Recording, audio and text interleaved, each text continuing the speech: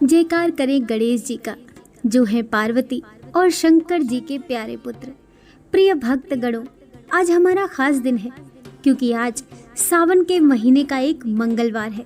इस महीने के हर मंगलवार को मंगला गौरी का व्रत रखते हैं।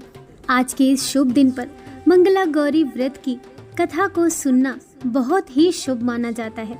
इस कथा को सुनने से पति की उम्र लंबी होती है और संतान की प्राप्ति भी होती है। यह व्रत करने से माता पार्वती हमें अपने आशीर्वाद से सदा के लिए सौभाग्यशाली बना देती हैं।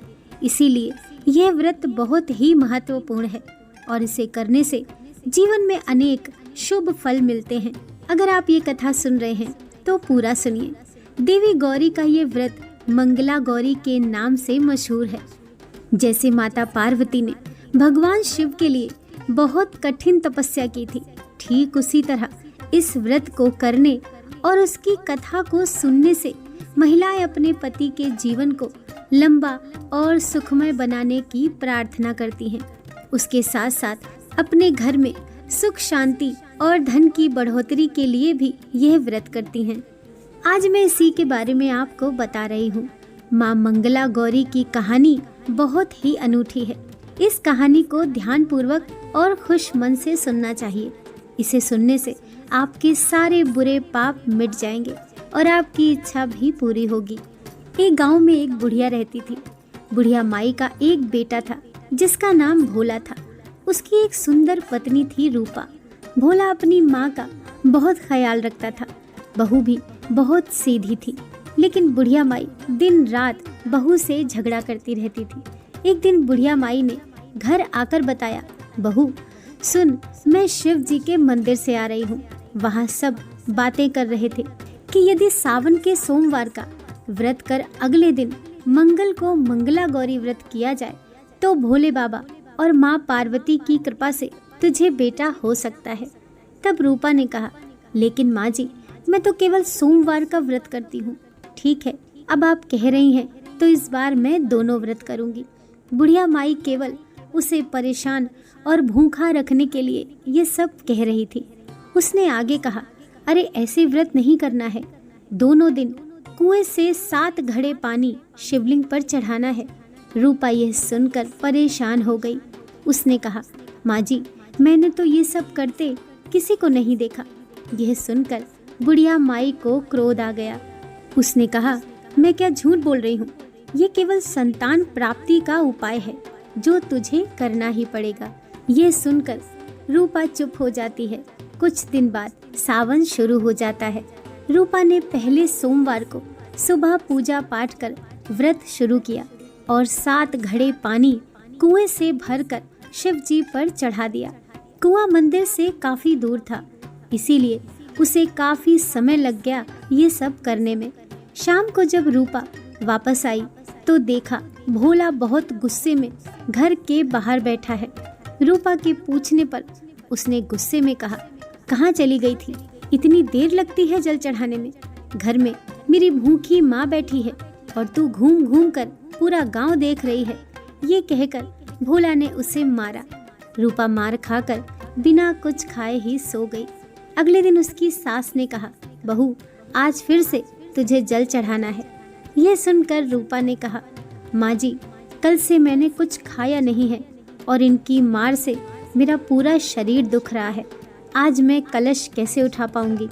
यह सुनकर बुढ़िया ने कहा, कुछ भी कर, लेकिन ये तो तुझे करना ही पड़ेगा। रूपा पूजा करने चल दी मंदिर में। पूजा करने के बाद वह कुएं पर आई। बड़ी मुश्किल से उसने पहला कलश भरा और चल दी, लेकिन कुछ दूर चलने पर वह गिर पड़ी और उसका मटका भी टूट गया। रूपा एक पेड़ के नीचे बैठकर रोने लगी। तभी वहाँ एक साध्वी आई। उसने कहा, बेटी, क्यों रो रही हो? रूपा ने रोते हुए सारी बात बता दी।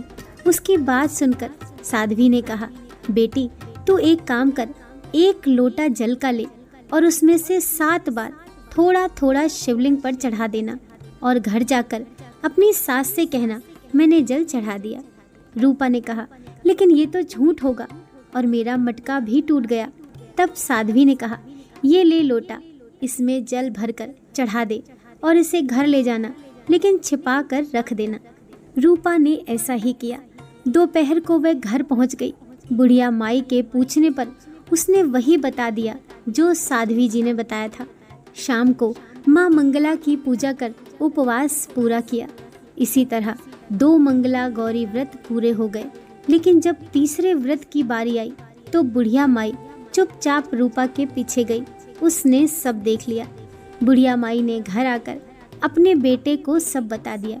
भोला ने फिर रूपा को मारने के लिए जैसे ही हाथ उठाया, माँ पार्वती प्रकट हो गई। उन्होंने कहा, रुक जा भोला। यह सुनकर भोला रुक गया। बुढ़िया माई माँ पार्वती के पैरों में गिर गई। भोला भी माफ़ी मांगने लगा। माँ पार्वती ने कहा, माफ़ी मांगनी है तो इससे मांग जो तेरे और तेरी माँ के जुल्म सहकर भी पत्नी धर्म निभा रही है।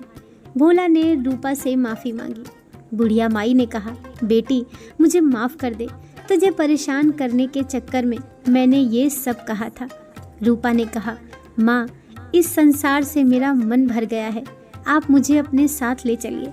पार्वती जी ने कहा, ठीक है, आज से तू मेरी कृपा से जंगल में एक आश्रम बनाकर भक्ति करेगी, लेकिन इन दोनों को सजा मिलेगी।